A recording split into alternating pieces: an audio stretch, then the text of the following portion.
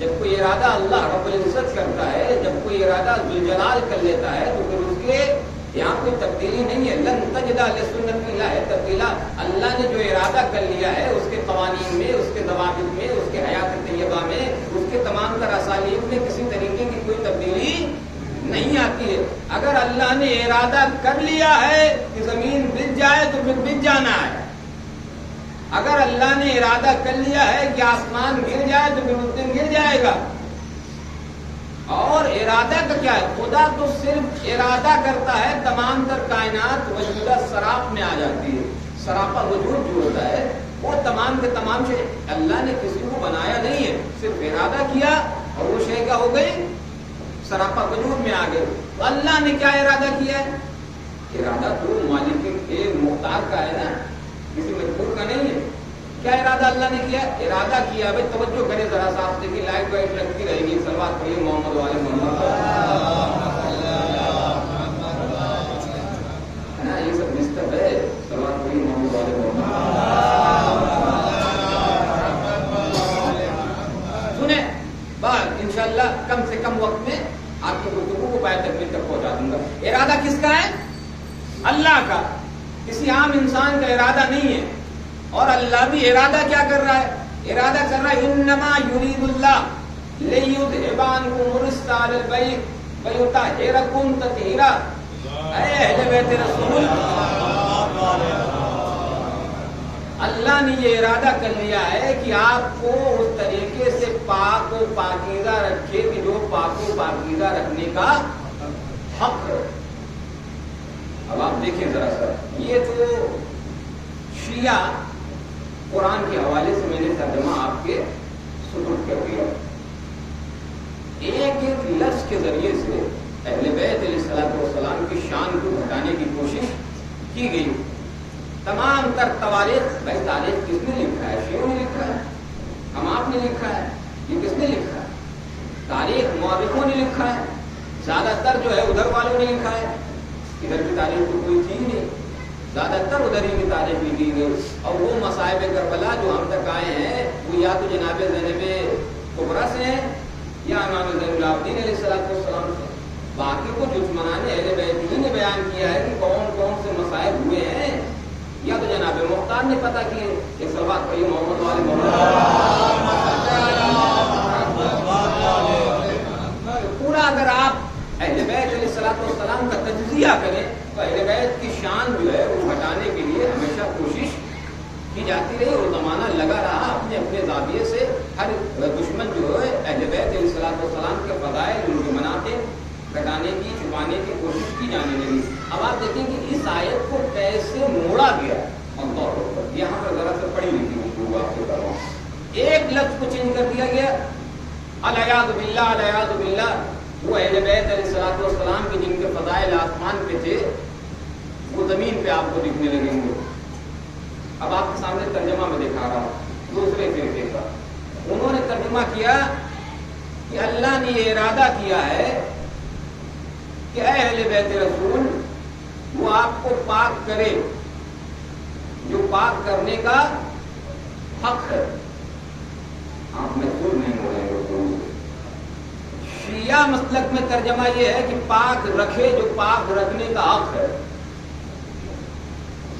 وہاں پر ترجمہ یہ ہے کہ پاک کرے جو پاک کرنے کا حق ہے. تو کیا اہل بیت علیہ الصلوۃ والسلام پاک نہیں تھے؟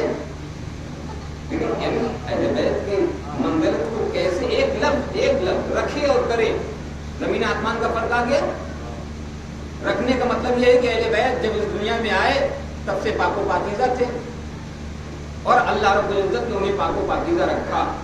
مگر اس ترجمے کرے میں یہ ہے کہ اہل بیت العیاذ باللہ پاک نہیں تھے، اللہ نے انہیں پاک کیا. کس پیمانے کے اوپر اہل بیت علیہ الصلوۃ والسلام کے فضائل کو لا کے کھڑا کر دیا گیا؟ قرآن کے حوالے سے. مگر آپ یقین جانیں کہ یہ ارادہ اہل بیت علیہ الصلوۃ والسلام کا نہیں ہے کہ وہ پاک رہیں، بلکہ یہ ارادہ خدائے وحدہ لا شریک کا ارادہ ہے. یہ اللہ کا ارادہ ہے اور اس کا ارادہ کیا ہے کہ وہ پاک رکھے جو پاک رکھنے کا حق ہے.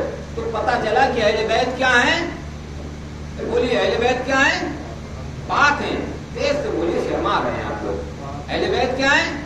پاک ہیں، اور نجاست ان کے قریب آ نہیں سکتی. پتہ چلا کہ جو دور ہے وہ کون ہے؟ نجس ہے. جو اہل بیت سے دور ہے وہ نجس ہے. جو جتنا دور ہے، ایک صلوات پڑھ لیں محمد وآل محمد پر.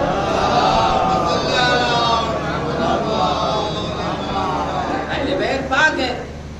تو اب دوسرا جو ہے معاملہ یہ نکلا کہ جو ان سے دور ہے وہ نجس ہے، اور جو جتنا دور ہے وہ اتنا نجس ہے. اہل بیت کے قریب رجس آ نہیں سکتی، نجاست آ نہیں سکتی ہے.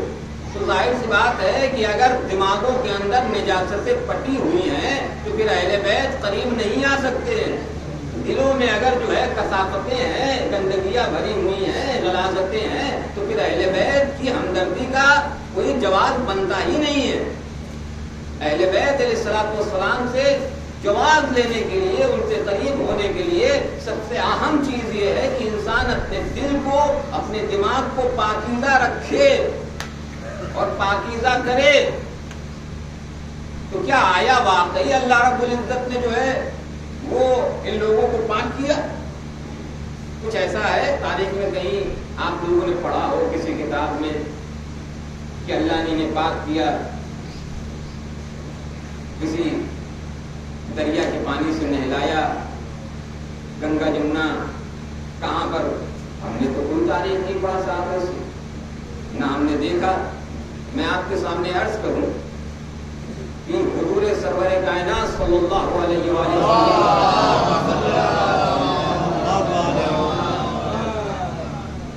میں اس وقت بھی نبی تھا کہ جب آدم آب و گل کے درمیان تھے. ٹھیک ہے، یعنی آدم ابھی پیدا نہیں ہوئے، آب و گل کے درمیان تھے، اور حضور سرور کائنات کہاں تھے؟ نبی تھے، پیدا نہیں ہوئے. اللہ رب العزت نے زور نہیں لگا رہا ہوں میں، اللہ رب العزت نے اپنے نور سے اول ما خلق اللہ نوری، سرکار ختم مرتبت کی حدیث ہے کہ سب سے پہلے اللہ نے میرے نور کو خلق کیا. تو کہاں پر یہ خلق ہو گئی ہے؟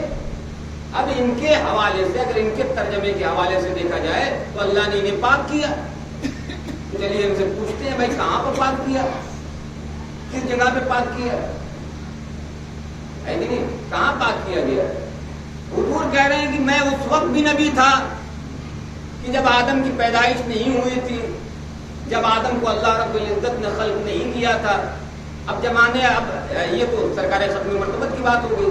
اہل بیت کہاں تھے؟ اللہ نے کہا کہ سب سے پہلے میں نے اپنے نور سے 2 ٹکڑے کیے.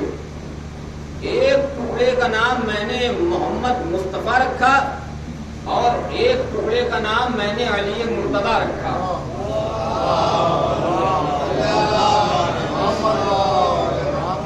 تو یہ جو نور کے ٹکڑے ہوئے یہ تھے کہاں؟ یہ کون سے گاؤں میں رہتے تھے؟ کون سے شہر میں بستے تھے؟ کس بنگلے میں ان کی رہائش تھی؟ کس قلعے میں یہ خدا پناہ ہوا تھا ان کا؟ یہ کہاں پہ رہتے تھے؟ اب آپ دیکھیں، میں نے یہ بات عرض کی تھی آپ کے سامنے کہ اہل بیت علیہ الصلوۃ والسلام تھے کہاں؟ پاک کرنے کا مسئلہ تو بہت بات کا ہے. اہل بیت تھے کہاں؟ جب آدم کی تخلیق نہیں ہوئی تھی تو بھی اہل بیت تھے. جب آدم اس ہوئے کائنات پہ نہیں آئے تھے تو بھی اہل بیت تھے. جب آدم نبی نہیں بنے تھے تو بھی اہل بیت تھے. جب آدم کو اس ہوئے کائنات پہ نہیں بھیجا گیا تھا تو بھی اہل بیت تھے. اور اب میں آپ کے سامنے قرآن سے پڑھ رہا ہوں کہ اہل بیت تھے. یہ میری لفظیں نہیں ہیں کہ آپ کہیے گا کہ آپ نے اہل بیت کو اوپر کر دیا اور جناب آدم کو نیچے کر دیا. نہیں، مجھے نہ پکڑیں آپ، میرے علم کے اوپر آپ تبصرہ نہ کریے گا بیٹھ کے. جائیے قرآن سے پوچھیے کہ قرآن نے ایسا کیوں کیا. جب جناب آدم کو اللہ رب العزت نے نبی بنانا ہوگا تو اللہ نے اعلان کیا کہ انی جاعل فی الارض خلیفہ، میں روئے کائنات پہ تمہیں خلیفہ بنانے والا ہوں. تو فرشتے اٹیک میں آ گئے، فرشتے خلاف کھڑے ہو گئے. پالنے والے تو ایسے کو خلیفہ بنائے گا کہ جس نے تیرا سجدہ نہیں کیا؟ ہم تیری تسبیح و تحلیل کرتے ہیں، ہم تیرے سامنے اپنے سر نیاز کو خم کرتے ہیں، ہم تیری بارگاہ میں اپنے زمین اقدس کو جھکائے ہوئے ہیں. ہم میں سے کسی کو جو ہے وہ نبی بنا، مگر اللہ رب العزت نے کہا تھا قرآن انی عالم ما لا تعلمون، جو میں جانتا ہوں وہ تم نہیں جانتی. تو آپ کو سنا ہوا جو میں جانتا ہوں وہ تم نہیں جانتے. مگر اللہ رب العزت نے ان کے اطمینان کے لیے، بھائی توجہ، ان کے اطمینان کے لیے اللہ نے یہ کہا کہ چلو ایسا ہے تو ایگزام ہو جاتا ہے، پیپر ہو جائے، جو پاس ہو جائے گا اسے نبی بنا دیا جائے گا، جو پاس ہو جائے گا اسے نبی بنا دیا جائے گا. اب ساتھ پیپر شروع ہوا، ایک طرف جناب آدم کھڑے ہوئے ہیں، ایک طرف انبیاء کھڑے ہوئے ہیں. اللہ رب العزت نے ایک طرف اشارہ کیا، پھر بتاؤ ان کے نام. اہل بیت تھے کام،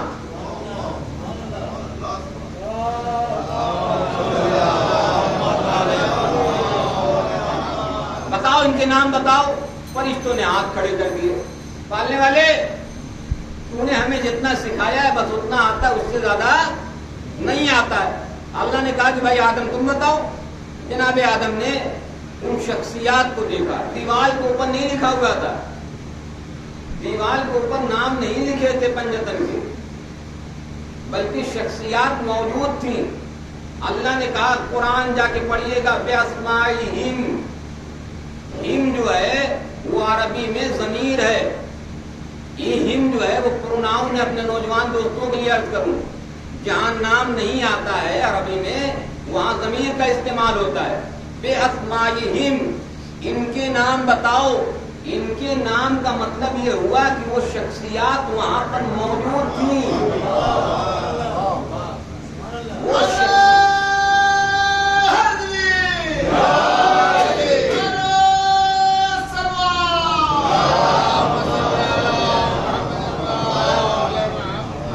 وہ شخصیات وہاں پر پہلے سے موجود تھیں. جناب آدم نے شروع کیا، انت محمود هذا محمد، انت الاعلی هذا علی، انت فاطر السماوات هذه فاطمہ، انت محسن هذا حسن، انت قدیم الاحسان هذا حسین. جناب آدم نبی بننے جا رہے ہیں، بھائی امتحان میں پاس ہو رہے ہیں نا، نبی بننے جا رہے ہیں. اور پیپر کیا ہے؟ بہترین پیپر دیا جناب آدم نے. جناب آدم نے کہا میرے مالک تو محمود ہے، یہ محمد ہے، تو اعلیٰ ہے، یہ علی ہے، تو فاطر السماوات ہے، یہ فاطمہ ہے، تو محسن ہے، یہ حسن ہے، تو قدیم الاحسان ہے، یہ حسین ہے. اب آپ مجھے بتائیے جناب آدم پنجتنی تھے کہ نہیں تھے؟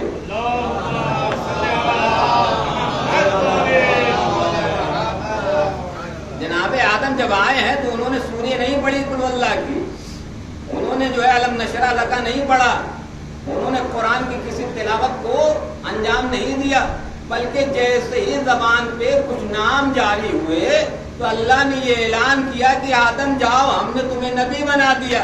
بھیا جب بغیر پنجتن کے آدم نبی نہیں بنے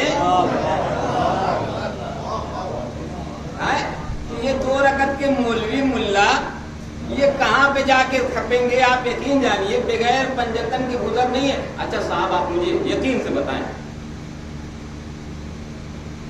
میرا بیٹا ہو، میں ہوں شیعہ. اب سنیں نوجوان کو، میں کیا ہوں؟ شیعہ. اچھا میرا بیٹا جو ہے وہ میرے خلاف چلا جائے دوسرے فرقے میں، یا میرا کہنا نہیں مانے تو کیا ہوگا؟ آپ لوگ کیا کہیں گے اس کو؟ نالائق ہے، بدتمیز ہے، نافرمان ہے. یہی تو یعنی باپ کا کہنا نہیں مانتا ہے. ایک وفادار بیٹی کی پہچان یہ ہوتی ہے کہ وہ باپ کا کہنا مانے اور اسی راستے کے اوپر چلے کہ جس پہ باپ چل رہا ہے. ہر چیز انہیں پکڑا کے تھوڑی ہی آپ کو سمجھائی جائے گی. ایک صلوات پڑھے محمد والے محمد.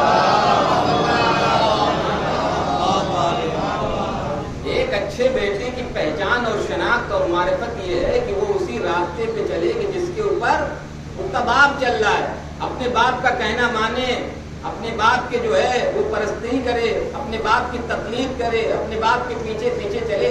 اب آپ مجھے یقین سے بتائیے، جب جناب آدم پنجتن کے ماننے والے ہیں تو پھر ان کے بیٹے جو ہے وہ پنجتن کے ماننے والے کیوں نہیں ہیں؟ تو بھائی ہم نے جو جہاں تک ہم نے سائنس پڑھی ہے، جتنا تھوڑا موڑا بحیثیت مولوی میں نے پڑھا ہے، تو ہمارا دین یہ کہتا ہے کہ انسان جو ہے وہ اللہ نے پیدا کیا. نوجوانوں سنو، اللہ نے پیدا کیا، یہ دین ہے. لقد خلقنا الانسان فی احسن تقویم، صبح والی مجلس آپ کے ذہن عالیہ میں ہوگی کہ ہم نے پیدا کیا. مگر سائنس یہ کہہ رہی ہے کہ یہ انسان جو ہے وہ بندر سے پیدا ہوا. کس سے پیدا ہوا ہے؟ پڑھا ہے نا آپ لوگوں نے، بندر سے پیدا ہوا ہے. پھر ترقی کرتے کرتے آدی مانو ہو گیا، پھر جنگلوں میں رہنے لگا. پھر اسے یہ خیال آیا کہ میں تو جو ہے وہ اوریاں ہوں بالکل. اس نے جو ہے وہ پتے باندھ لیے اپنے جسم کے اوپر.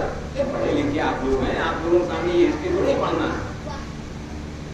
تو اب تو کم سے کم اتنا طے ہوا کہ جو جناب آدم کے بیٹے ہیں وہ پنجتنی ہوں گے،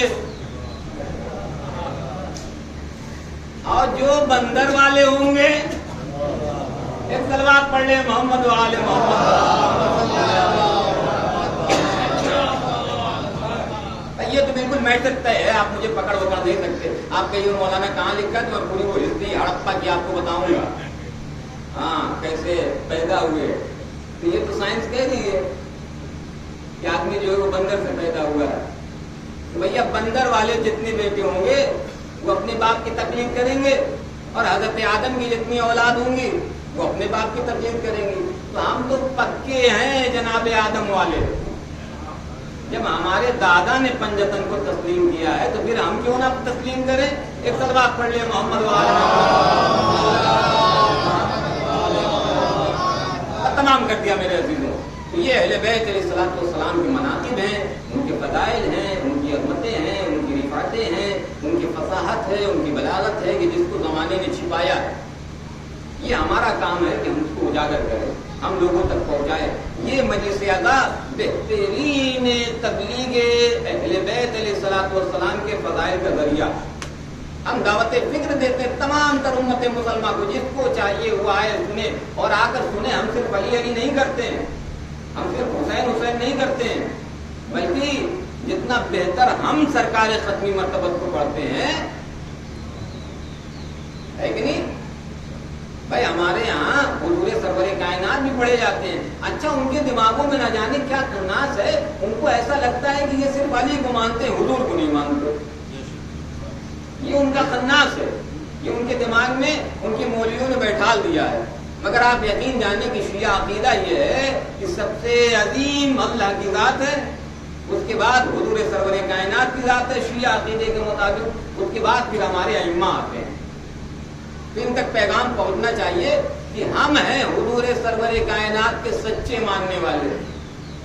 جب یہ کسی کی تعریف، جب یہ حضور کی تعریف کرتے ہیں بہت زیادہ جوش میں آتے ہیں، جائیے تقریر وغیرہ سنیے، جب بہت جوش میں آتے ہیں تو کہتے سبحان اللہ، کیا زلفیں تھی، کیا رخسار تھے،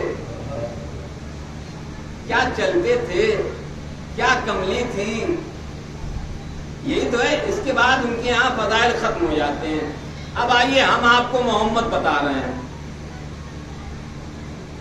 ہمارے یہاں چہرہ نہیں پڑھا جاتا، صورت نہیں پڑھی جاتی کہ سرکار کا چہرہ بہت اچھا تھا، سرکار کی زلفیں یوں تھیں اور لب یوں تھے.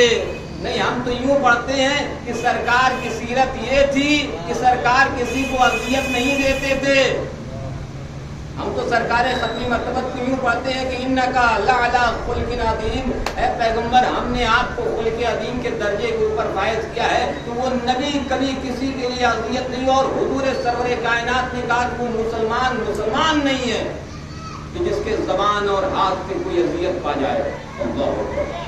تو یہ مسلمان نہیں ہے جو کسی مسلمان کو اذیت دے، اور صاحب جو اہل بیت کو اذیت دے. تاریخ انہیں اسلام کا ٹھیکیدار لکھے پڑے ہے.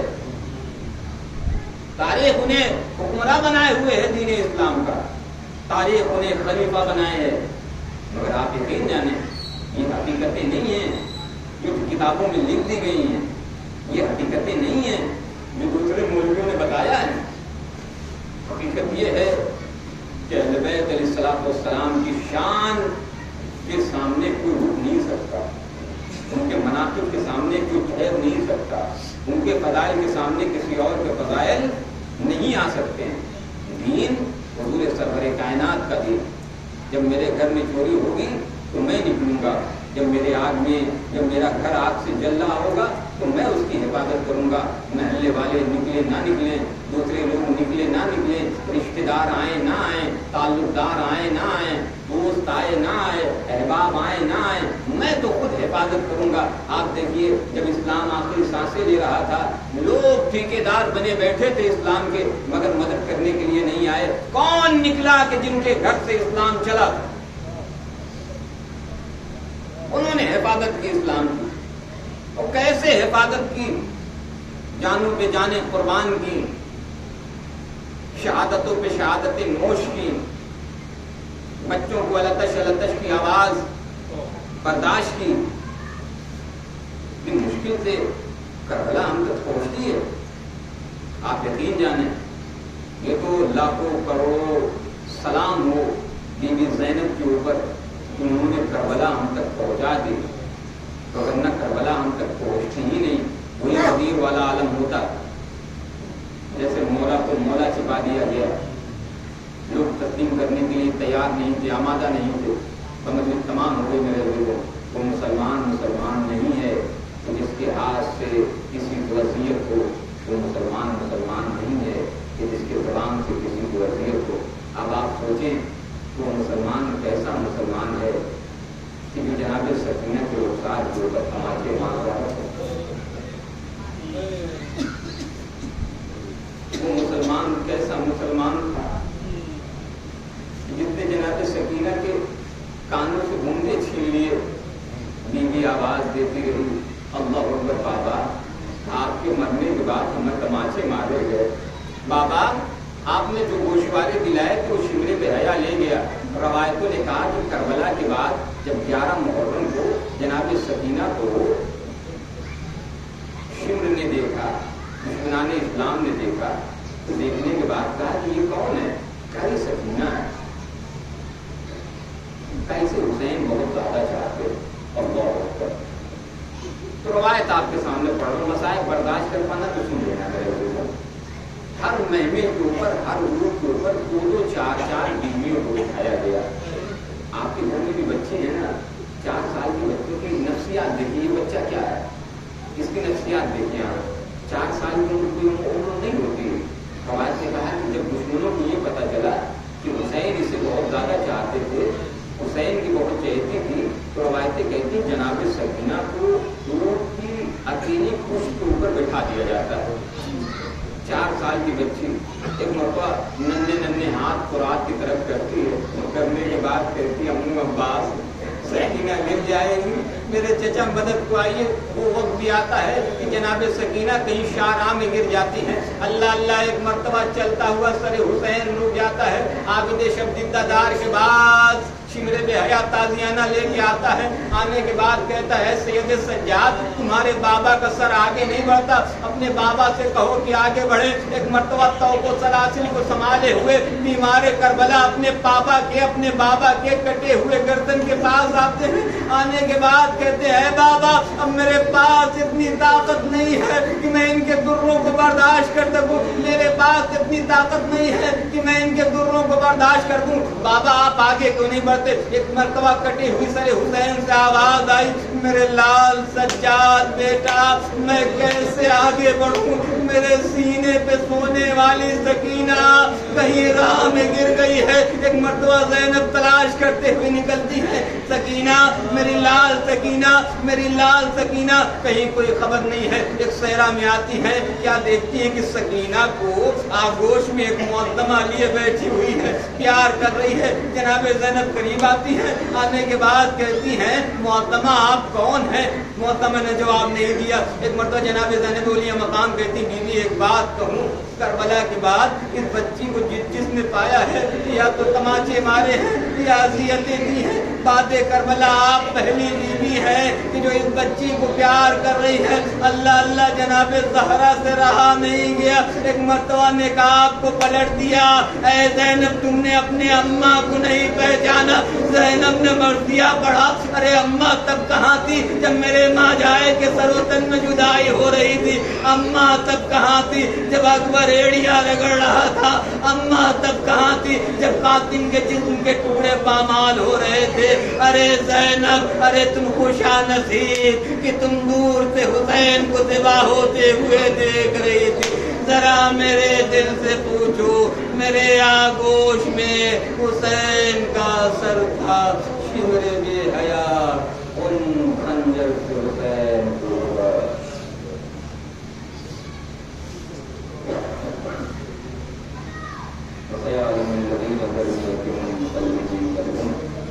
ہماری عبادت کو قبول کرنا. میرا اللہ جس نے حضرات یہاں پہ تشریف فرمائے ان کی آمد کا بہترین اجر عنایت فرما. میرا اللہ ان کی جو خواہشات ہیں جو تمنائیں ہیں میرے مالک تمام تر تمناؤں اور عرضوں کو مکمل فرما. میرا اللہ جتنے شیعہ علی بن ابی طالب علیہ السلام جہاں کہیں بھی بستے انہیں اپنے امان میں محفوظ فرما. جو بیمار ہیں انہیں شفائے کلی عنایت فرما. میرے مالک تیرے عظیم بارگاہ میں سب سے عظیم دعا یہ ہے کہ ہمارے امام زمانہ کے ظہور میں تعجیل فرما اور ہم سب کو ان کا تعلق میں